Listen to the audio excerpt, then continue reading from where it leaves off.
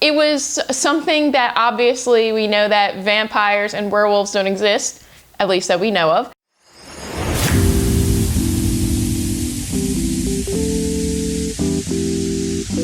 Hey guys, and welcome back to Gabbing with Jessa. In today's video, I'm going to be doing the Nope Trope Book Tag. This was originally created by Zoe from Zoe's All Booked, but I was tagged to do it by Maddie from Book Browsing Blog, so I will leave both their channels and their videos in the description below so you can check them out. They're awesome creators, and I'm super excited to do this tag. Now, this is just gonna be a simple, quick video, just answering 6 easy prompts based on popular tropes in YA, in fantasy, in all different kinds of genres that you can think of. You can probably find these tropes in almost all of the different genres, age ranges, anything for books like that. So let's just jump right into it. And the first prompt is eavesdropping with miscommunication.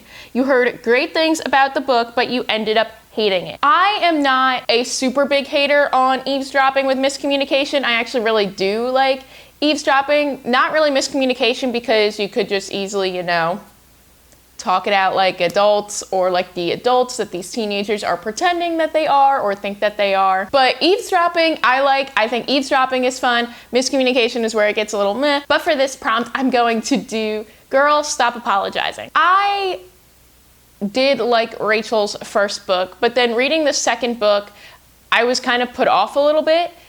And then I heard more and more things that were problematic in this book and in her previous book, and it just kind of opened my eyes up a little bit more. And so everyone, when Girl Wash Your Face came out, everyone, I kept seeing it everywhere on Instagram, Twitter, Facebook, everywhere, from women of all ages, just raving about this book. So of course I read it too. And again, I did feel inspired, and it just was a good book to read for me at the time. But then I read Girl, Stop Apologizing, and I just didn't get that same vibe, that same, I don't know, I just wasn't as inspired as I was before. Now, she has come out, there's a lot of problematic things. I was down a rabbit hole of Rachel Hollis and discovered a lot of things about her, and now she's coming out with a third book because she has recently divorced her husband.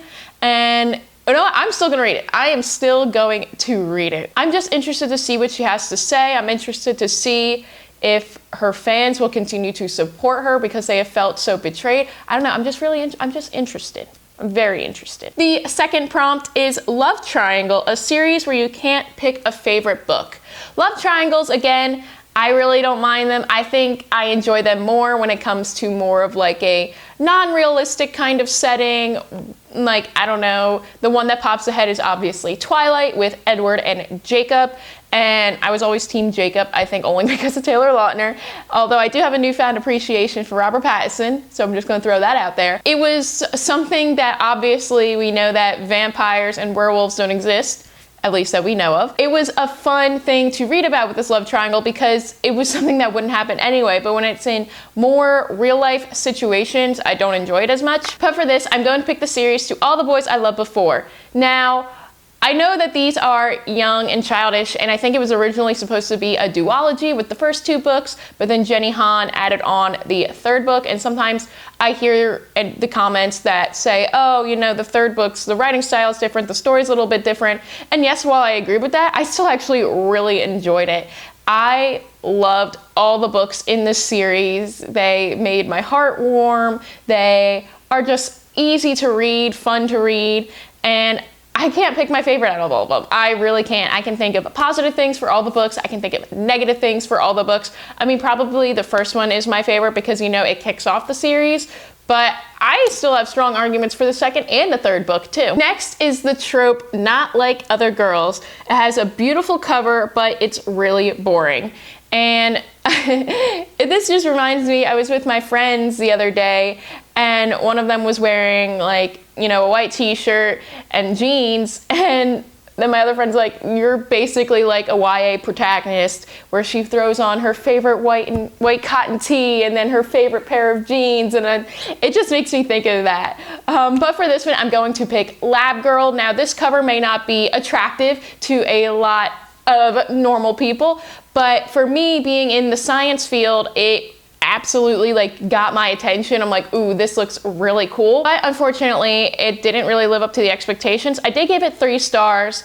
Definitely more on like the lower side of 3 stars, so like 2.75, 2.5. I think maybe if I read this book physically instead of listening to it audibly, that may have helped. Just the audiobook was so boring.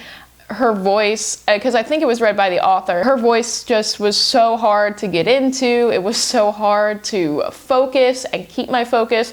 And it was about my least interesting field of biology. So I think just all those things kind of made the book more boring to me. But I don't like to talk negatively about people's experiences or what they go through or like their life stories, which is why I don't try to give star ratings to autobiographies or a lot of nonfiction or anything like that, because I can't really judge the book because I feel like I'm judging their life. I think I should give this book another try. I think I should read it physically. I think that'll keep me more engaged because the audiobook was just so boring to get through. Next, we have All Consuming Love, a book that gave you a book hangover. And I think I've mentioned this in previous videos, but if I haven't, it is definitely One of Us is Lying.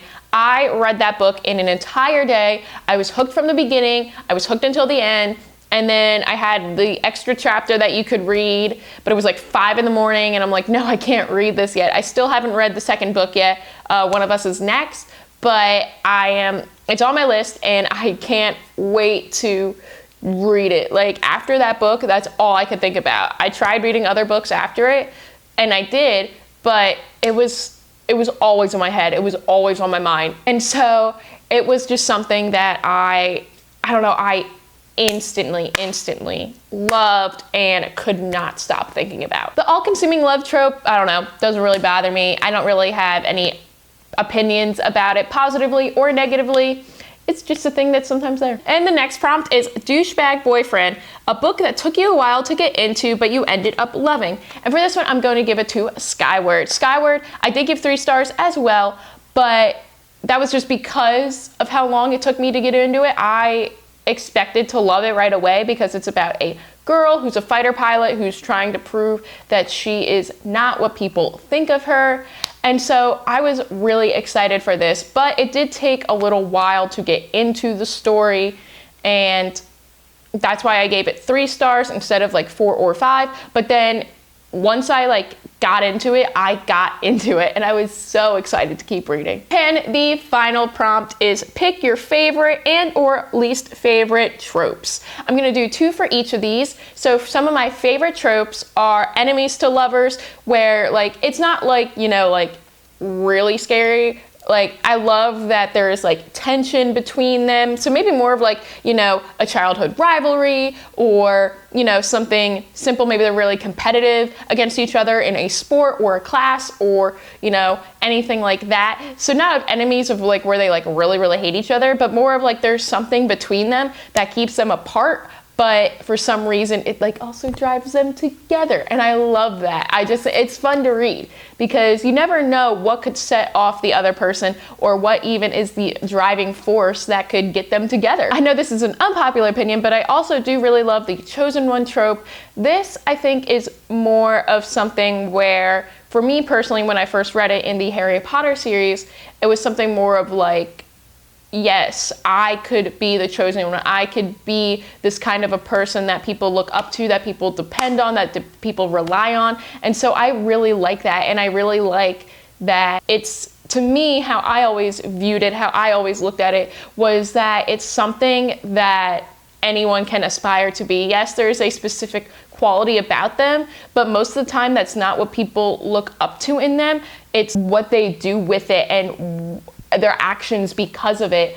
And that's what I really love, because I think for Harry Potter, yes, he is the one to destroy Voldemort in the end, but also I think that I look up to Harry Potter because he's also very kind, and he grew up with a terrible life, and he doesn't want to act the same way that he was treated or anything like that. Like, there were so many other qualities of Harry that for me is the reason why I love him being the chosen one. I would like to see this more in like common day kind of thing, so the same general like idea, but for, you know, normal boring teenagers who aren't like wizards. So those are two of my favorite tropes, and now some of my least favorite tropes are like irrelevant parents, where the parents are like not in the picture at all because, I don't know, they're in high school or something like that. I don't know, just with like when they go all Charlie Brown and like you don't see their heads and they just speak in like trombone, like, I don't know, it's just like your parents are there for a reason, and